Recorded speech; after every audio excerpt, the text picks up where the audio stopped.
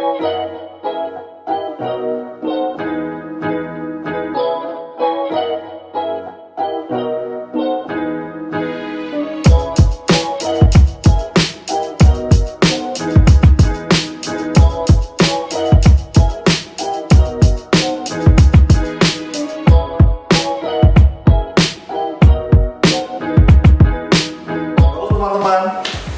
lagi di ngobrol lagi bersama saya Adi Widodo, dan kali ini ada tamu istimewa, ada tamu unik yang hadir bersama kita.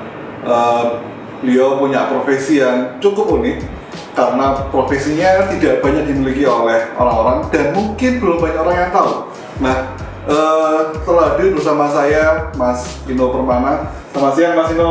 Yes, selamat siang. Mas Ino Permana ini adalah salah satu konsultan bisnis, atau kalau sekarang lebih biasa disebut sebagai coach ya? Yes, coach bisnis. Oke. Nah, dan serunya lagi, uniknya lagi, Mas Ino ini adalah seorang coach bisnis yang dia concernnya ke bisnis kuliner. Nah, ini yang seru. Kenapa? Karena seperti yang sama-sama kita tahu, sekarang ini lagi masa pandemi COVID-19 ya, di mana banyak orang yang sudah tidak bebas lagi untuk berinteraksi dengan orang lain, orang yang pengen ke luar kota juga dibatasi gitu kan. Nah, ternyata di bisnis kuliner ini masih menjadi salah satu harapan untuk bisa terus membuat sebuah usaha yang berlanjutan, karena kuliner tidak pernah ada selesainya, tidak pernah ada habisnya.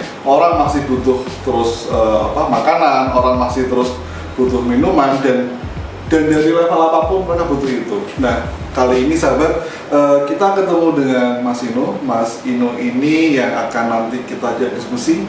Nah, tapi sebelumnya mungkin Mas Ino bisa bercerita Mas, kira-kira seperti apa sih profesinya Mas Ino? Monggo Mas. Oke, teman-teman, perkenalkan saya Ino Permana. Saya lebih dikenal sebagai Ino Coach Bisnis Kuliner. Pekerjaan saya kurang lebih sudah 5 tahun ini membantu pengusaha kuliner se-Indonesia bagaimana bisnisnya agar lebih berkembang pesat atau mungkin mengatasi masalah-masalah yang dihadapi. Seperti kayak gitu, teman-teman. Sebelum kita ngomong lebih jauh nih Mas, yes. Ya kan? Nah, sekarang ini sudah hampir 3 bulan nih, ada musibah ya, ada pandemi yang kita tidak bisa hindari. Nah, ternyata dampaknya luar biasa besar. Di Jawa Timur aja sudah ada hampir 60.000 orang yang mereka harus terpaksa di PHK atau dirumahkan. Yes. Karena memang kondisi ekonomi sedang nggak bagus-bagusnya nih Mas. Iya, betul. Nah, menurut Mas itu gimana nih Mas? Apakah ini bisa menjadi peluang baru, apakah seperti apa ke teman-teman yang mengalami itu? Yes. Jadi gini, pertama-tama kita harus membenarkan mindset terlebih dahulu. Mindsetnya adalah pertama, sebesar-besarnya masalah yang dihadapi pasti ada solusinya. Jadi mindsetnya harus optimis dulu. Contoh umpamanya dari salah satu dari teman-teman, aduh coach, saya bingung nih, saya PHK atau saya dirumahkan, gimana? Kalau Anda mindsetnya sudah stres duluan, sudah bingung duluan, Anda akan selamanya akan bingung, stres, negative thinking dan lain-lain. Tapi kalau umpamanya mindset Anda sudah tertata, semua masalah yang terjadi mesti ada solusinya. Kalau sudah mindsetnya seperti kayak gitu, masalah apapun, Anda pasti akan ada muncul ide-ide bagaimana mengatasinya. Jadi mungkin kalau umumnya di PHK itu sebenarnya ada peluang. Bahkan insya Allah mungkin peluangnya lebih besar mungkin dari penghasilan dibanding pada saat kerja itu. Dan juga mindset kedua adalah masalah yang dihadapi pasti ada hikmah di baliknya. Jadi mungkin banyak orang dari Anda mungkin yang terkena PHK atau bahkan dari pengusaha kuliner, bisnis saya bermasalah segala macam dan lain-lain. Sebenarnya di masa pandemi ini itu ada hikmah sebenarnya. Kadang-kadang karena tidak tahu cara melihatnya atau tidak tahu cara untuk mencarinya di mana ini si hikmah ini, kadang-kadang sudah bingung duluan. Jadi nanti insya Allah kita akan sharing bagaimana sih cara mencari si hikmah itu gimana gitu loh. Dan insya Allah jadi solusi dari masalah-masalah yang dihadapi pada saat pandemi itu. Seperti kayak gitu Mas. Oke. Jadi poinnya harus cari hikmah dulu ya Mas ya. Harus cari inspirasi dulu ya. Yes. Gitu ya. Oke. Berarti kembali lagi Mas. Untuk merubah kebiasaan dari orang yang terbiasa bekerja sebagai seorang karyawan, dia bekerja sesuai dengan tugas-tugasnya, dengan SOP-nya, lalu dia tiba-tiba harus berubah dari seorang yang biasanya setiap bulan terima secara rutin, gitu kan? Yang SPM belanjanya juga sudah rutin, sudah tertata, dan tiba-tiba harus berubah menjadi seorang pengusaha. Nah, ini berarti kan perubahan yang polanya harus luar biasa nih Mas. Dan ini kan nggak boleh lama. Ya kira-kira seperti apa Mas percepatannya untuk supaya bisa segera berubah dari sini yang seperti itu? Mungkin saya memberikan satu tips ya. Tips itu kecil, tapi insya Allah kalau dikerjakan, Anda bisa mengatasi masalah ini. Jadi pada saat ini, meskipun Anda di PHK atau dirumahkan segala macam, tugasnya adalah Anda harus membuka lebar-lebar telinga Anda. Jadi di sini Anda harus sering-sering mendengar keluhan orang. Jadi mendengar jangan keluhan sendiri. Kalau punya keluhan sendiri ya nggak ada gunanya gitu loh. Jadi sering-sering mendengar keluhan dan bahkan harus berburu orang mengeluh. Karena setiap orang mengeluh di sana ada peluang Anda bisa menghasilkan pendapatan, menghasilkan uang. Contoh seperti kayak gini. Pertama, keluhan dari mungkin ibu rumah tangga. Aduh, gimana ya? Anak-anak itu pada rewel di rumah. Sekolahnya di rumah. Kadang-kadang sering rewelnya itu bosen makanan di rumah. Jadi gimana nih masalah? Itu mungkin masalah keluhan pertama. Dan juga keluhan kedua, mungkin Anda punya teman seorang pengusaha kuliner pada bingung. Gimana ini? Omsetku ini benar-benar terjun bebas ini. Karyawan harus dirumahkan atau bahkan juga yang saya tahu ada pengusaha kuliner kena masalah, bisnisnya terpaksa ditutup. Jadi kita mungkin bisa mendengar dari dua sisi. Dari sisi masyarakat biasa dan juga dari sisi pengusaha. Menurut Anda, bagaimana caranya agar dari Anda mendengar dua keluhan dari dua sisi itu menghasilkan duit? Gimana coba? Tahu nggak? Penasaran nggak? Nah, saya mau kasih langsung nggak nih? Tahan dulu. Yes. Jadi ya, ini lebih menarik nih. Ini lebih serius nih karena tidak cukup hanya dengan modal nekat ya Mas. Tidak cukup hanya dengan kita punya pengen gitu kan. Yes. Tapi harus benar-benar menyiapkan supaya keberlanjutan usahanya juga menjadi lebih panjang gitu. Nah, seperti yang sama-sama kita tahu nih Mas, tadi yang seperti Mas Imun bilang, ada teman-teman pengusaha di food and beverage yang justru saat ini mereka mengalami kondisi yang memprihatinkan ya. Yes. Karena yang biasanya mereka setiap hari ada pembeli sampai sekian puluh atau 100 orang gitu kan, tapi gara-gara karena ada COVID, orang jadi nggak berani nih, jangankan untuk ketemu atau datang ke toko kita ya. Yes. Untuk mau mampir aja kadang mereka masih mikir, wah ini tempat makannya bersih nggak nih, tempat makannya bebas corona nggak nih, gitu kan. Nah, ini kan tentu perlu ide kreatif ya Mas, untuk mempertahankan supaya bisnis tetap jalan gitu kan. Nah, oke, teman-teman, ngobrol mingguan, kita lanjut lagi ya setelah diskusi yang pertama tadi. Jadi di diskusi yang pertama tadi kita udah sampai pada ngobrol terkait dengan ide usaha dan bagaimana menjaga supaya usaha kita tetap berkelanjutan. Ya kan? Nah, apalagi sekarang ini banyak orang yang sudah dalam kondisi kantongnya menipis nih Mas. Yes. Iya ya. Yes. Dia mau ngembangin usaha juga agak susah nih. Yes. Pemasukannya belum stabil, belum lancar, tapi dia harus tetap survive kan, harus tetap berjalan. Nah, kira-kira apa nih Mas trik dan tips yang Oke, dari teman-teman Surya mungkin kepikiran gimana sih caranya bagaimana bisa menghasilkan duit dengan modal minimal atau bahkan tanpa modal sama sekali. Bagaimana menurut Anda? Ingin tahu nggak? Gini caranya. Jadi kita menyambung ya. Tadi Anda harus membuka kuping lebar-lebar untuk benar-benar berburu orang mengeluh.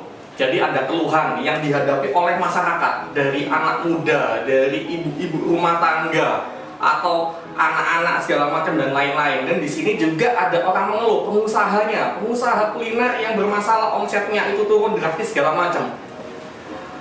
Teman-teman Surya bisa menyambungkan masalah ini. Anda bisa menjadi penengahnya dan Anda bisa menghasilkan penjualan. Jadi caranya seperti kayak gini. Anda bisa membantu pengusaha kuliner yang kasihan loh nih. Kasihan ya, karyawannya itu banyak, langsung omsetnya ini turun. Anda bisa membantu pengusaha ini adalah membantu Anda sebagai marketingnya. Anda menjual produknya dia. Contoh umpamanya ada pengusaha bakso, outlet atau depotnya benar-benar sepi, omsetnya benar-benar turun drastis. Karyawannya ada beberapa yang dirumahkan. Jadi di sini Anda bisa membantu. Saya bisa membantu bakso Anda lebih terjual dengan bantuan saya. Gimana caranya? Adalah dengan modal foto. Jadi Anda foto produknya, Anda jepret-jepret, atau kalau Anda tidak bisa bagus foto, minta foto dari pengusahanya. Dijadikan status di WhatsApp status, di Instagram Story, atau di Facebook dan segala macam dan lain-lain. Bagaimana Anda bisa menghasilkannya, menghasilkan duit? Anda kan punya temen nih, temen, keluarga, sahabat dan lain-lain. Anda posting itu di WhatsApp status, dijual bakso, daripada takut ke warung bakso, beli baksonya lewat saya saja, nanti saya antarkan. Jadi kalau umpamanya seseorang, umpamanya Anda lebih percaya membeli produk dari iklan dari pengusaha yang Anda tidak kenal atau dari iklan dari orang yang sudah Anda kenal? Insya Allah jawabannya dari teman-teman Surya adalah orang yang benar-benar dikenal. Jadi dengan status itu, jadi nggak pulaan sama sekali. Kalau mau pulaan juga boleh, nggak pulaan juga boleh gitu. Jadi kalau umpamanya ada teman SD yang dia teman grup WhatsApp-nya Anda, tanya, aku lagi kangen nih makan bakso tapi takut keluar, beli di kamu aja ya. Jadi dia suruh transfer dulu, bayar dulu, baru nanti Anda ambil itu produk itu dan diantarkan ke teman itu. Jadi Anda bisa menjadi jembatan ya, jembatan mengatasi dua masalah. Jadi Anda bisa memberikan solusi bagi orang-orang yang bermasalah pada saat corona ini dengan pengusaha yang bermasalah karena bisnisnya itu benar-benar anjlok gitu loh. Target pasar Anda adalah teman-teman sendiri ya. Anda posting di Facebook, di Instagram, di WhatsApp, dan Anda bisa juga memarketingkan tidak hanya satu restoran aja, tidak hanya satu pengusaha kuliner saja, bisa banyak gitu loh. Anda kalau umpamanya tidak punya kenalan pengusaha ya masuk aja ke restoran yang sepi, nggak ada pembelinya segala macam. Anda ngomongnya gini caranya, Pak pengusaha, saya bisa bantu loh Anda agar penjualannya meningkat lagi. Boleh saya bantu nggak? Kalau orang mendengar hal itu, dia akan mau gitu loh.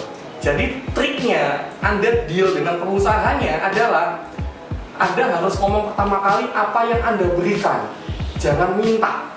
Jadi kalau Anda ngomongnya pertama kali, Pak, saya nggak makan sehari Pak, gitu. Masa mau pengusahanya kayak gitu? Kasih kerjaan dong Pak, untuk saya bisa jualan, itu dijamin deh pengusahanya nggak akan mau gitu loh. Tapi kalau Anda pertama kali bertemu dengan pengusahanya, Bapak atau Ibu atau Kak, saya bisa membantu loh, menghasilkan omset untuk bisnis kuliner Bapak. Jadi orang kalau dengar itu langsung, gimana ya caranya ya? Jadi akhirnya ada deal gitu loh. Jadi Anda bisa keliling tuh, makanya di sekitar rumah Anda gitu loh. Ada beberapa restoran atau depot, Anda keliling aja gitu loh.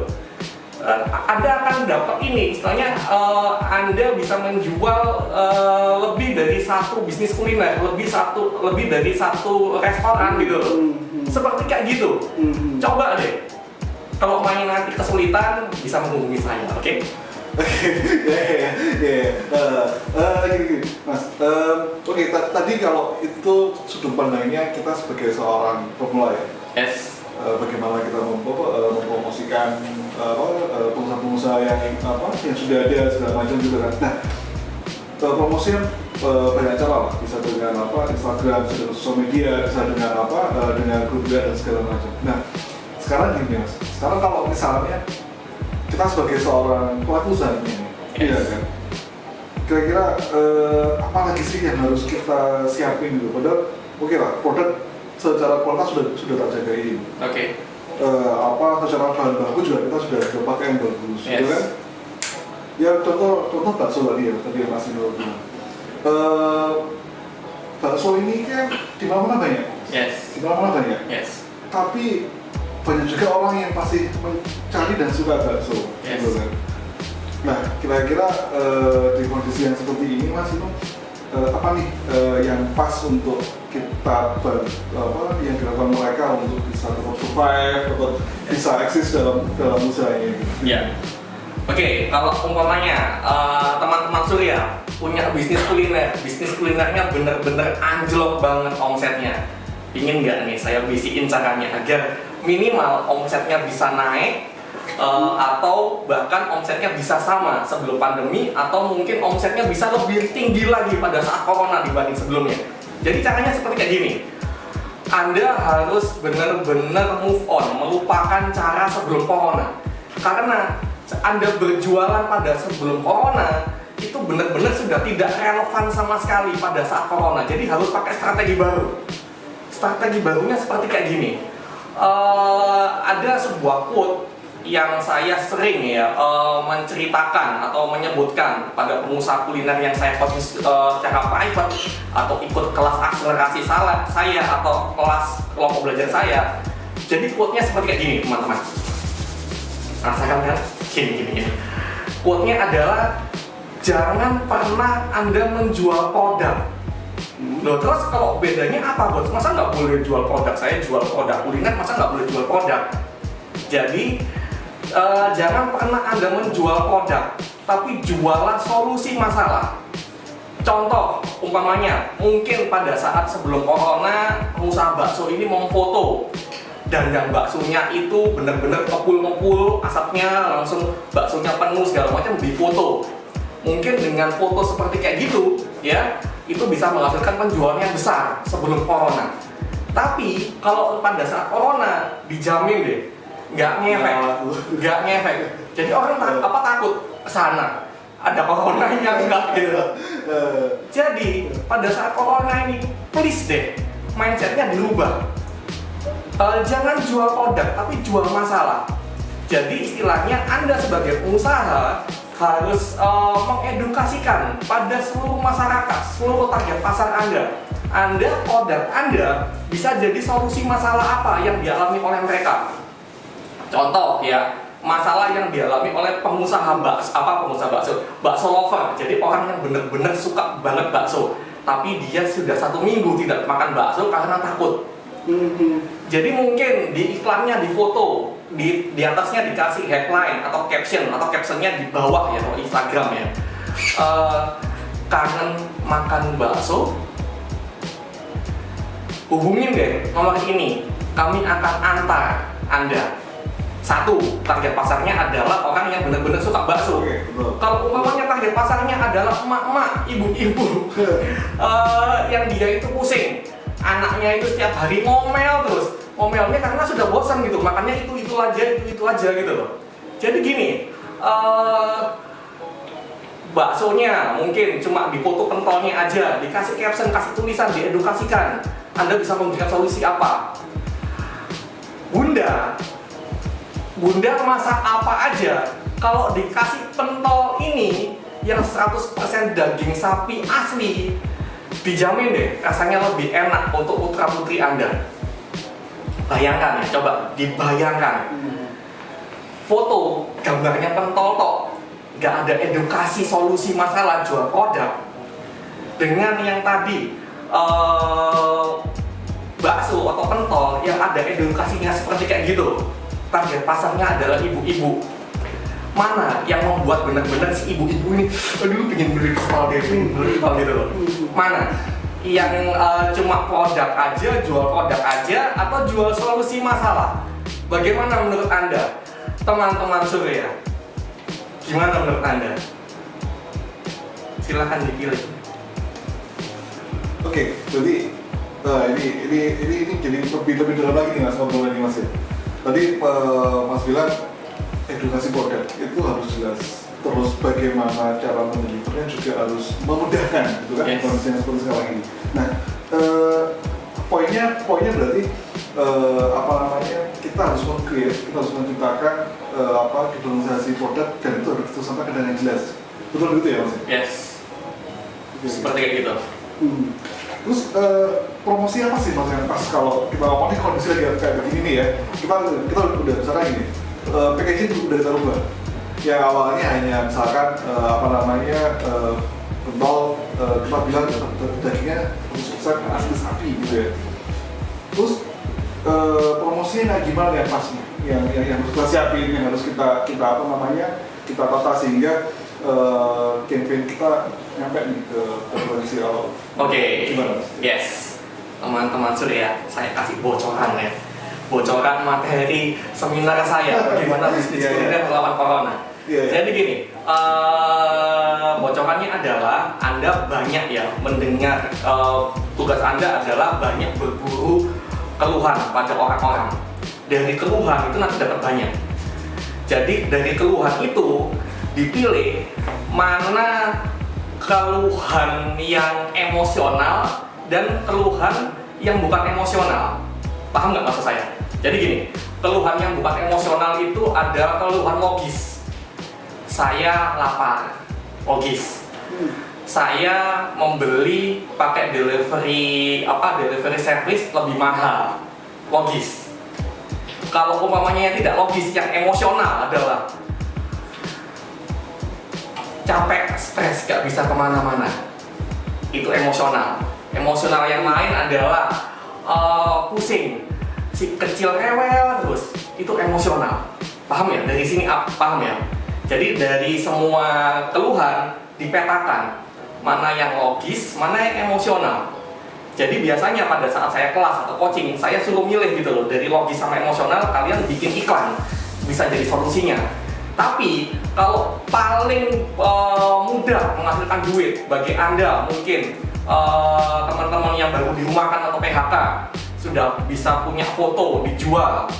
Jadi nanti yang tulisan captionnya, edukasinya fokuslah pada keluhan yang emosional. Jadi emosional itu benar-benar menggugah hati daripada di otak. Orang akan lebih benar-benar yakin, maksudnya benar-benar ingin membeli itu sebagian besar adalah karena masalah emosional gitu.